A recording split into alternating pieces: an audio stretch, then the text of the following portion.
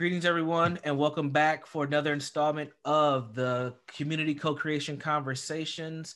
I am one of the hosts of this conversation. My name is Brandon Jones. I'm a part of the Leah Innovations team, and I'll pass it over to my co-host.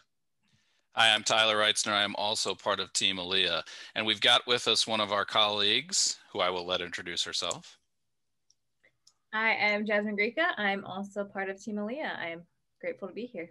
Good. We're glad to have you here. And today we wanted to talk about, and one of the reasons we wanted to have Jasmine's expertise on is because we really wanted to talk about, in previous episodes, we've talked about white supremacy and white supremacy kind of being the brand of racism we use here in the United States. And my terms, not anybody else's. The views expressed by me are not necessarily everybody else's, but that's the way I think of it, is that here in the US, white supremacy is the type of racism that has dominated and also created it's the lens in which a lot of our systems and structures today have been created over hundreds and hundreds of years of practice. So what we really wanted to do was kind of talk about what has the impact been on our cultures from this white supremacy lens.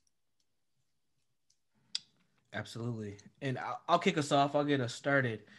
I think as I reflect on how white supremacy has impacted African-American folks, African-American culture, it really has been something that has led many African-American folks have responded to being subjugated. Many African-American folks have responded to being kind of almost like this lower class on the social hierarchical system. And over time, we develop culture with it. And developing that culture has led to a lot of stress.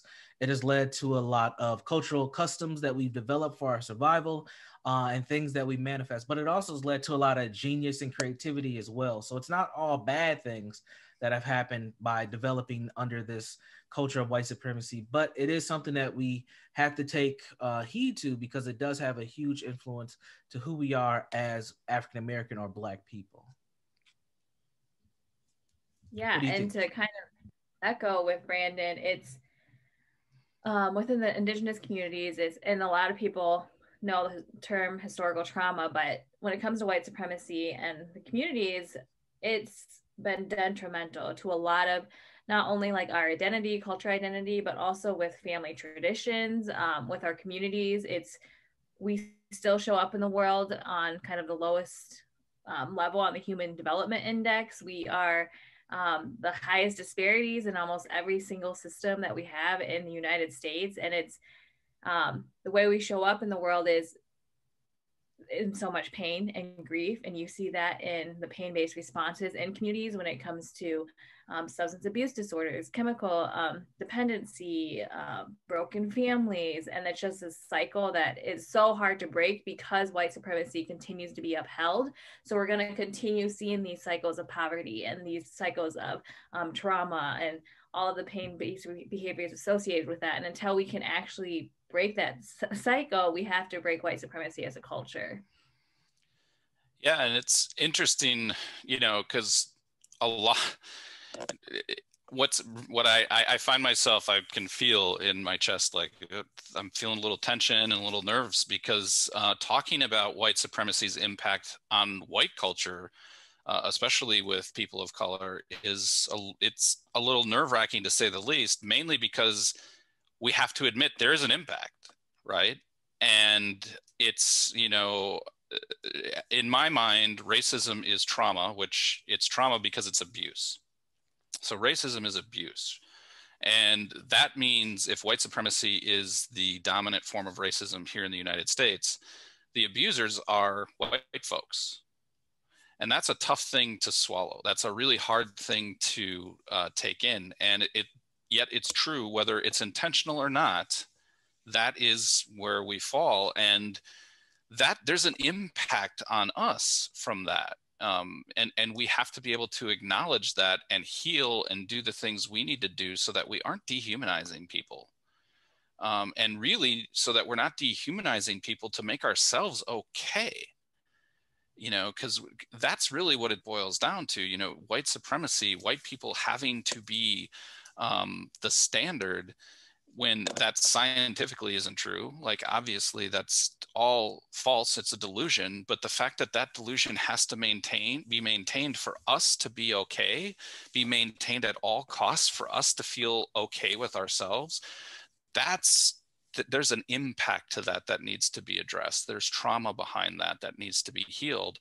And it's really hard to talk about that as a white person when you know how white supremacy has abused and impacted people of color in such a dramatic way.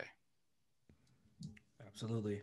I think one of the secret sauces of white supremacy is how white supremacist culture has become this influence that it has created the standard where white people don't even realize that there's a standard. Well, I don't want to say they don't realize, they might not acknowledge that there's a standard that everyone else has to meet.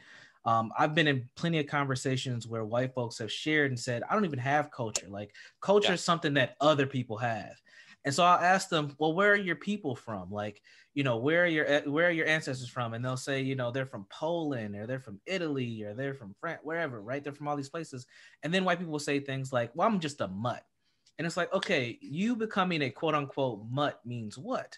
That means that you have cultivated an identity around whiteness, and whiteness has become the standard. And people Yeah. who come to this country, or people who were already here, we have to alter our our cultures to fit this standard and fit in. And that becomes very uncomfortable for us as people, because then it creates these inequalities within our own ethnicities of people who are leaning too white, or people who are giving up their blackness, or people Mm-hmm. who are not being true to themselves or to their country, or things of that nature. So whiteness has a huge detrimental impact even within ethnicities and ethnic groups that I don't think many people even realize. Absolutely. I absolutely agree with that. And I don't think, and maybe it's now becoming, people are becoming more aware of it now that it seems to be kind of a thing to do when it comes to anti-racism.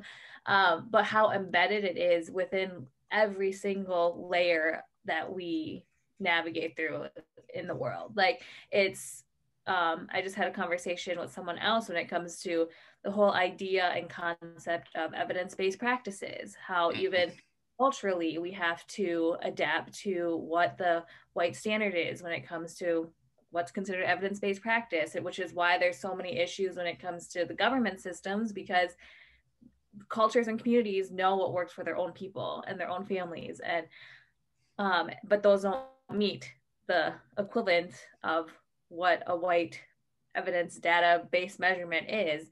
And so even coming to terms with that is so difficult. And with the whole after the George Floyd murder and the protests that were happening, I know there was a lot of like disconnect even within my own circle, with both kind of on all different levels, but especially with my white friends, because of them not seeing me as an indigenous person. And so then I kind of then did this own kind of internal reflection of like, how am I showing up in the world where they can't see me as someone different than themselves?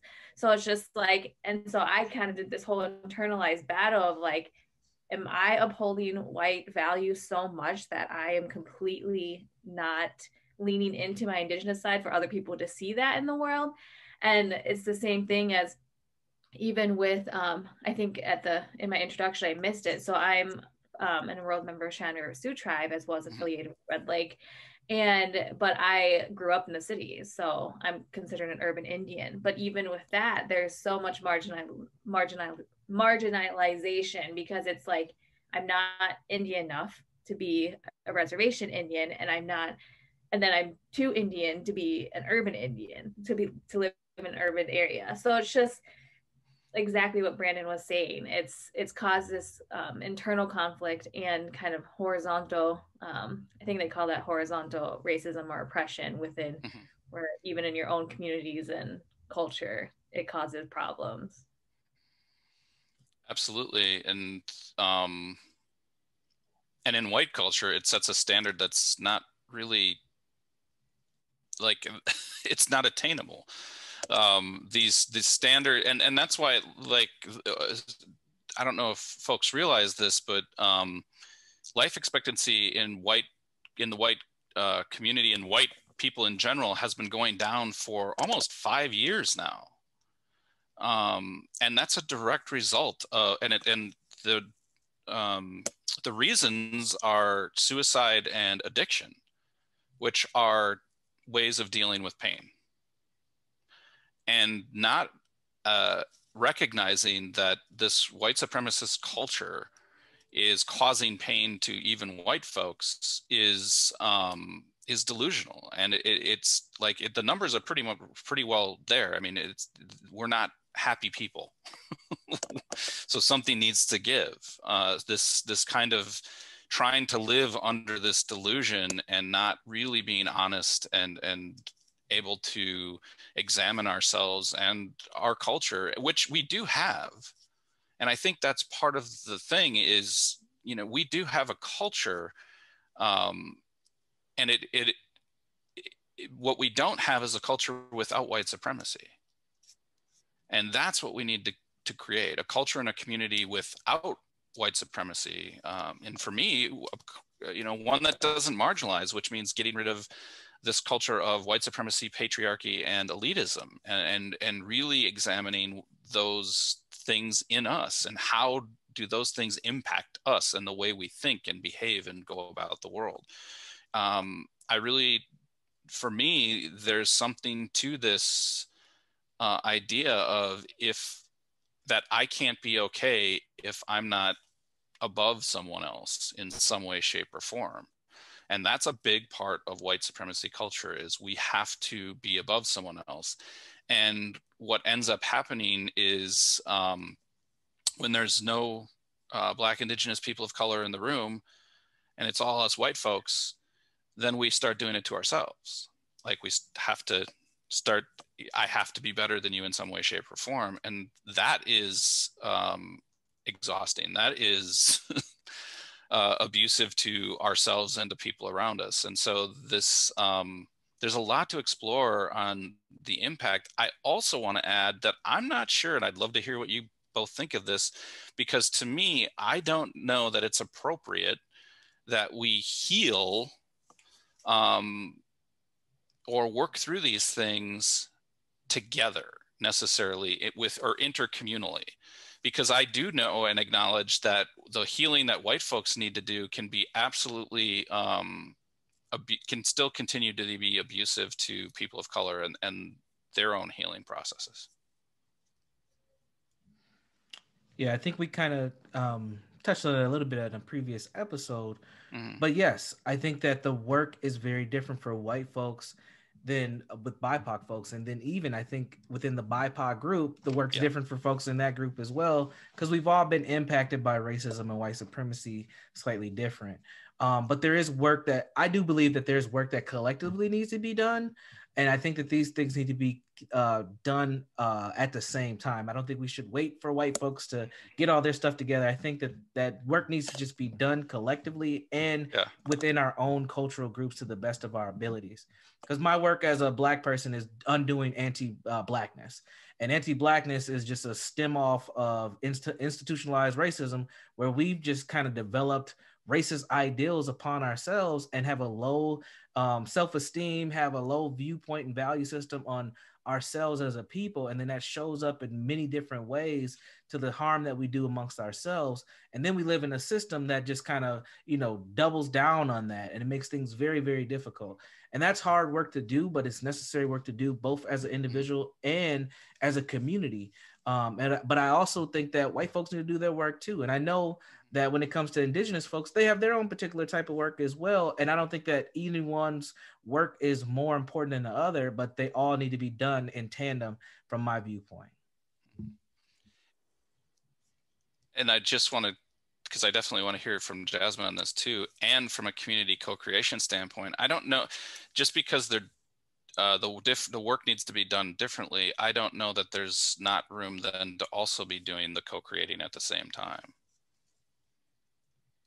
Yeah, I completely agree with what Brandon said. And I know my biggest kind of where I tend to think a lot on is, yes, white people have their own work to do, and each community and culture has their own work to do when it comes to their healing journeys. And specifically when it comes to the anti-racism movement, I think the kind of complicated, blurry, gray area is white people, when they need to do their own work, they need to make sure they're doing it correctly. And the only way they're going to know that is from the perspective and helping lean onto the voices and experiences of BIPOC individuals. Because what I fear is, telling white people, like, do your own work, do this, but then them doing it and then doing it incorrectly and causing more harm as an outcome. And so it's trying to find that like fine balance of how do we do this own work, but then also bring in the people who are able to help guide us on the right path. And so I think there's definitely, like Brandon said, there's definitely a point of intersection where we all have to collectively come together. And I think that comes with the community co-creation as well. And I think there's been examples of it working brilliantly, like when you collaborate with communities and you use your different types of expertise and come together, because that's what makes a community. Like that's what makes the community efficient, is the multiple perspectives coming together and maximizing their own skills and putting it together to do this creation of something that is safe and healthy for everyone. So, it's interesting, Jasmine, you just brought up something that, as you were saying, as you were talking, something hit me that, a lot of,